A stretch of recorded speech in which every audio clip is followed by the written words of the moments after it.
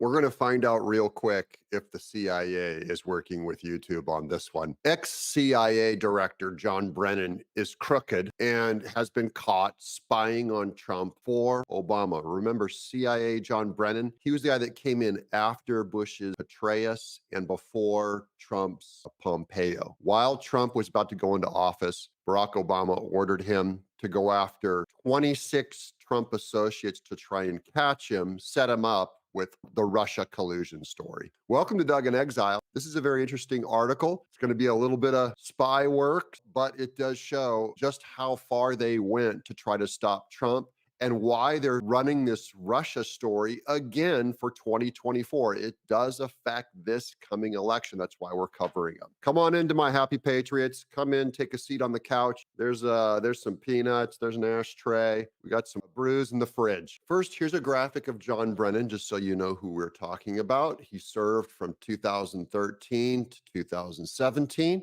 And here we go. The U.S. intelligence community asked foreign spy agencies to surveil 26 associates of Donald Trump in the run-up to the 2016 election. Let that sink in for just a second. Okay.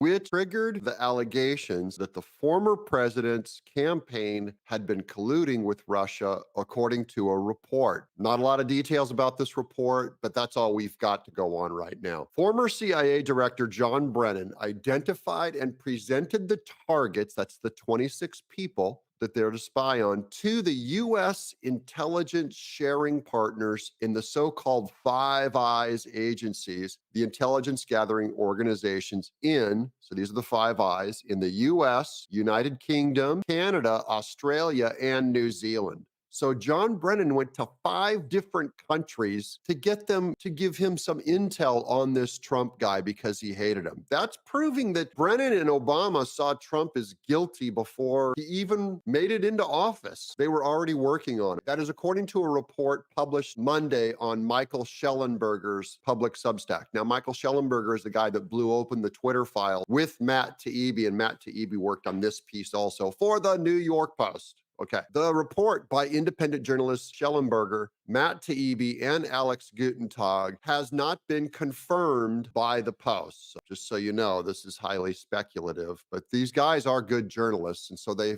have good sources. I trust them. The U.S. intelligence community had identified the 26 Trump associates, quote, as people to bump or make contact with or manipulate, one source told the outlet. Apparently a bump, they're going to explain what it means. It's not full-on wiretapping, so they're not going that far, but they're saying, why don't you just go bump these 26 people close to Trump? In spy speak, quote, bumping is when a reason is manufactured to meet with a target of interest in order to develop a relationship that could lead to intelligence. There you go. So they sent out their people, their spooks, to go out and make buddies with 26 of Trump's people. Quote, they were targets of our own IC intelligence community and law enforcement, targets for collection and misinformation, the source said. So they've got a source of one of these bumps talking to Shellenberger and Taibbi. Britain's government communications headquarters intelligence apparatus, now we're going to go into this, that's the GCHQ, remember that, Britain's government communications headquarters intelligence apparatus, was making contacts with Trump's associates as early as March 2016, according to the report. So this might have been where the Steele dossier came from. He was an English guy that was working with Hillary Clinton's people. You start to see the provenance of this stuff.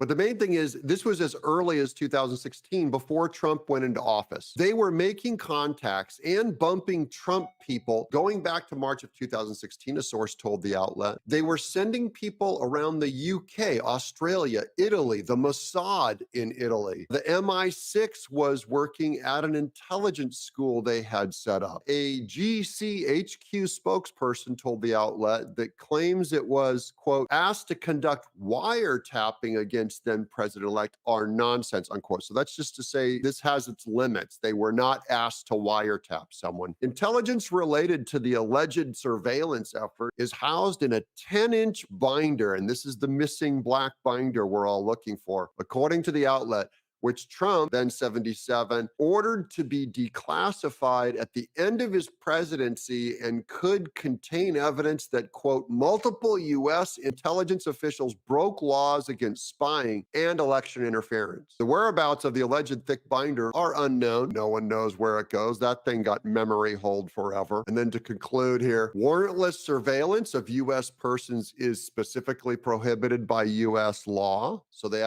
don't have a reason for it. Former FBI lawyer Kevin Kleinsmith was sentenced to probation in 2021 after admitting that he falsified an email to renew a wiretap against former Trump campaign advisor Carter Page. So they get the little hand slap for going after Trump's advisor. Page had been wiretapped after intelligence sources suspected he might have been targeted by Russian spies. A wiretap, which was approved by the Secret Foreign Intelligence Service Court, was renewed several times after it was first granted. So this was a giant fishing expedition. You're not safe. There's a presumption of guilt on Trump that they believed he was working with Russia before they had any proof, and they still have no proof. Last March, Special Counsel John Durham concluded that the FBI investigation of Trump's alleged collusion with Russia was, quote, seriously flawed and had no basis in evidence after a 4-year review of the probe. And that's where this whole thing ends. So it's a government appointed bureaucrat going after our freedom. And that's how the Democrats see it is they use these unelected people to go after. Back then, Trump was just a citizen. Remember,